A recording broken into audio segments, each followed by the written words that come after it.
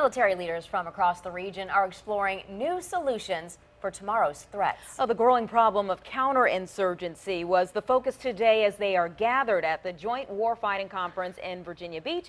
And 10 on your side's military reporter Art Kahn was also there, and you're joining us now with a closer look at all of this. Yeah, I'll tell you, every year they have some very interesting speakers at the Joint Warfighting Conference. This year, no exception.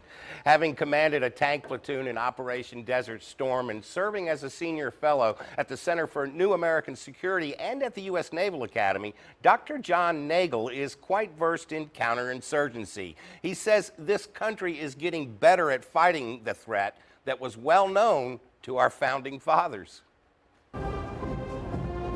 The growing threat from China and North Korea is becoming the focus of our national defense strategy. But analysts like Dr. John Nagel say threats to America are more likely to come from failing states than from aggressor states. That American interests are at risk not from enemies who are too strong, which was the case throughout the 20th century, but from states that are too weak to control what happens inside their borders.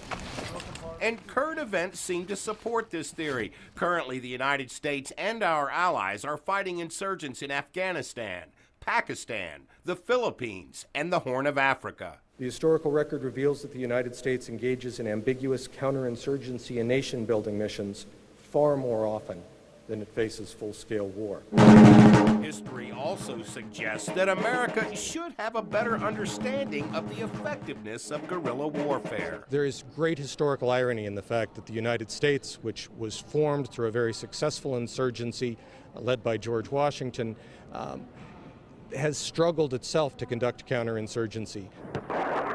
Insurgents have viewed recent history with a much more discerning eye. They saw what America's technology and firepower did to Saddam's army in 1991 and again in 2003, and they've seen what IEDs are doing to the American military today. The threat hit close to home last month in Boston. Dr. Nagel believes there will be other attacks on American soil, but even more alarming is the difficulty we face preventing such attacks. We're not going to be able to catch all of them. We've had an enormous success rate, but some are going to get through. Yeah, Dr. Nagel says our enemies have learned that when they fight America conventionally, they lose horribly in days or weeks. They have a much better chance using terrorism and guerrilla tactics. This is the threat that America should be preparing for, he says. Although he acknowledges that China is a developing power, he doesn't view it as a real threat to this country. Art Kahn, 10 on your side.